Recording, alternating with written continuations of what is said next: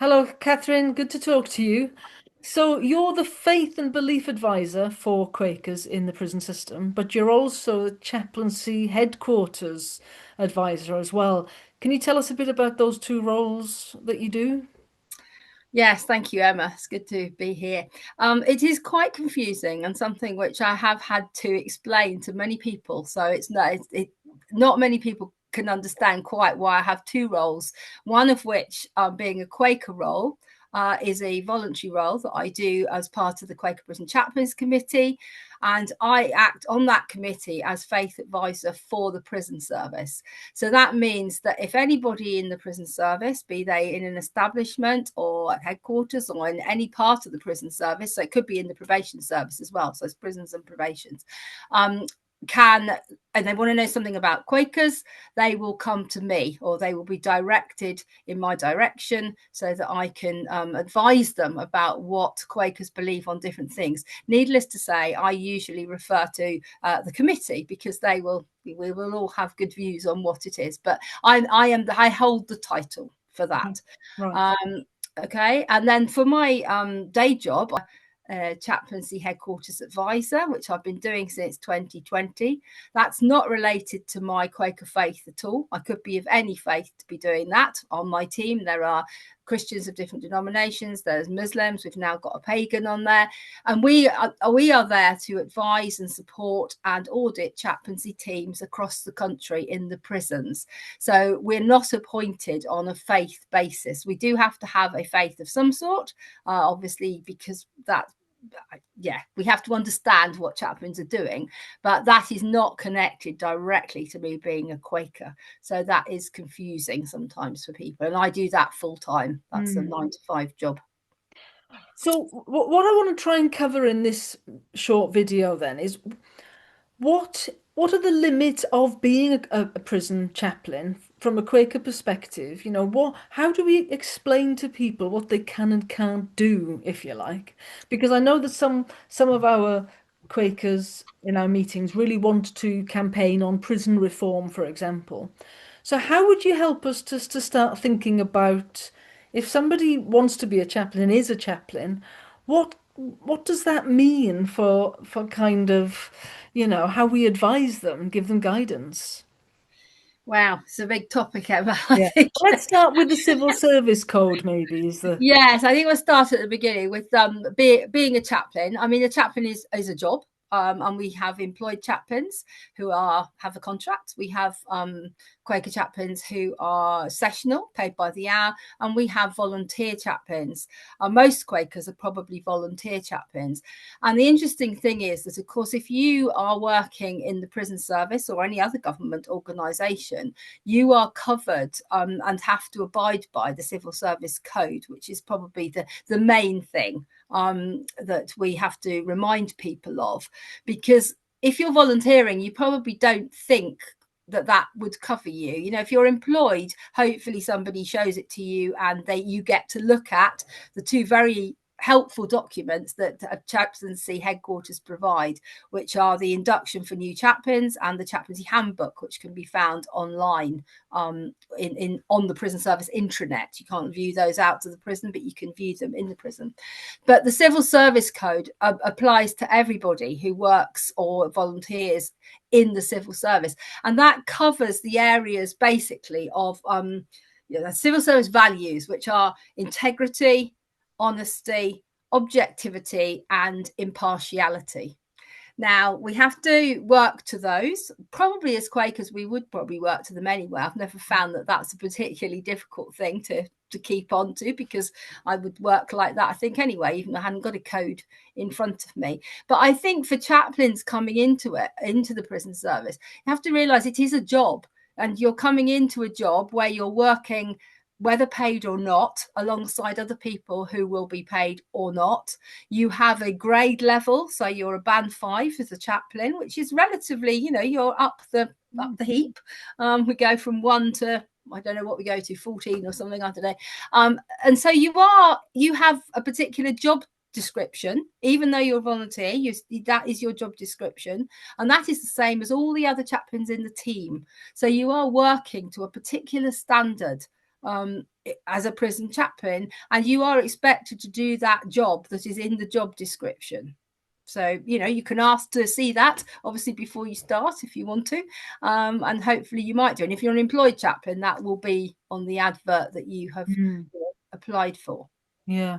And of course, as you say, when you first turn up, your natural integrity and natural professionalism is going to, see through those things, but it's not always at the forefront of someone's mind until they perhaps come across something where they think, hold on a second, there are limits to what we might be able to do. And I think that's what I'd really like to touch on now. Do you think there are some limits to what Quaker prison chaplains can do in all of their life, if you like, and perhaps impacted by yeah, and I think that's again, it's not just Quaker prison chaplains. It's all people who work for the civil service, work for the government.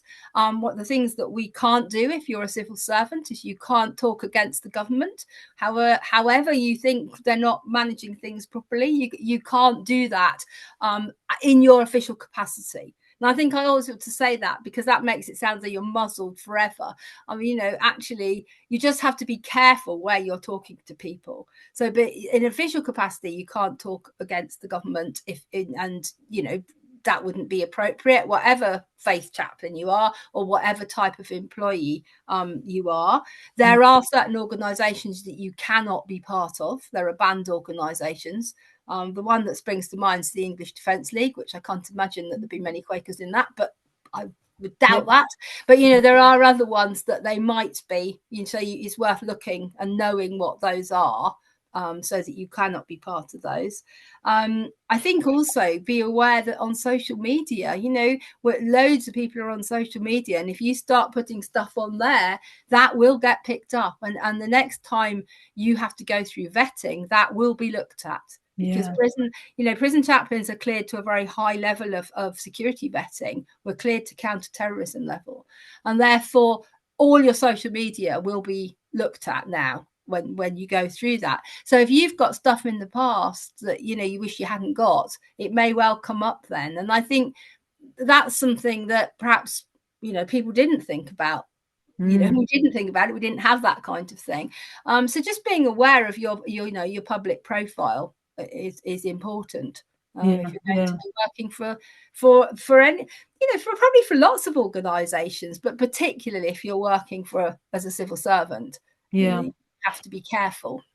And I suppose one of the things that Quaker chaplains who are new will perhaps want to start thinking about is if they have been perhaps wanting to go on protests or marches or something like that, which many Quakers do. What does that mean for them in terms of they might want to, if they wanted to normally support an organization, for example, which is there are some organizations that have just been banned, which Quakers will want to support, I think in that case, I think sometimes we have to make choices in life about what we do. And I think, I am really proud that Quakers are activists and they protest about all sorts of things, which is really important in our society. However, you have to realise that may curtail where you can work in the future. And I think just being aware of that. And if you are working as a prison chaplain, being careful, that actually you do check out whether it's a banned organisation before you go and do that. This doesn't stop you as a private person from going out and supporting protests necessarily. But if they're banned organisations, that would be pretty difficult. I don't think that would be, you couldn't do that. Really, but it doesn't stop you having a voice and saying, well, actually, I'm going to have to support my local, whatever it is that you're trying to support. I think you just have to be aware that if you are working within that system, there may be things you can't do. So you've got to be able to take that on board and think, well, actually, this is my choice. And you make a choice about what you do. Because if you're working in the prison service, it is really hard. And I've often thought, for Quaker chaplains in prison service, it's one of the most difficult places that you might find yourself working, because a lot of the views you will come across are very, very opposite to how Quakers would usually think. I mean, the whole idea of prison, some Quakers don't find that an easy thing at all. And I think most of the Quaker prison chaplains I've met don't particularly like prisons, but they have said, actually, if I was ever in prison, I would need a lot of help. And therefore, I want to go in and help the people in the system and possibly change it from inside, because that is always a possibility, not by protest, because you won't last long. If you do that, then you'll be out. It's no good going in and protesting inside. But actually, what is good is to go in and actually work work at little places where you might actually change a system. Which you can do. It's not, you can't do that, but you do it within the confines of what is possible in that space. But it's a difficult place to work, I think, for any people of faith. That's about influencing people, isn't it? And being there alongside people as they make these decisions and trying to have to bring the heart to the system, which I think is a lot of what chaplaincy gets called. And I suppose it's worth saying that sometimes people have said things publicly as a Quaker prison chaplain, which is against the system, and they've had to stop being chaplains. And because that's just how it is. And I suppose you have to, as you say, make a choice. You can't do both of those things. And sometimes we have prison chaplains who they retire and then they go on and be a bit more involved. Absolutely. And they might be a prison chaplain for a while and then decide actually they need to be get more involved in activism and resign and come out. I mean, that's fine. But I think it is hard to combine it, because they're two different paths, if you like. But it doesn't mean, as I say, I think it's really important to say that it doesn't mean one necessarily thinks the system is how it should be. Because I think there aren't any Quakers who think, the system is fantastic and it's really good. We're in there to try and help the people, staff and prisoners, who are caught up in that system, because that's how our country works. And we think that we can have some kind of role in there that's going to alleviate the difficulties of working in that sort of place. So, we are really going in, as taking the light to work. Well, the light's already there, but we're trying to enhance the light. We're breathing on the light to make it, enhance it in that place, in the hopes that we can change some of the things that are going on. And I think for chaplains, one of the things I think I've heard in other places, but it's the ability to speak two languages. So you speak prison language and you speak faith language. And if you can speak both of those, you can interpret between the two, and then things will change. But it's quite subtle. And I think that's the gift of being a prison chaplain, or being in, a police chaplain, being in any hospital chaplain. You're always talking those two languages, which is an institutional language and a faith language. And it's not easy. It's not a job for everybody. It's not a job for everybody. No, but for those of us who can find that balance, it means that actually we feel we do make a difference when we're in there. Absolutely. And chaplains definitely do. I mean, we have a huge amount of mostly anecdotal evidence, but there is evidence as well now in research, that it does make a big difference. And actually spaces where people can feel normal and be themselves. The only place in a prison is often it's quoted in big research papers as being the chaplaincy. In the chapel, So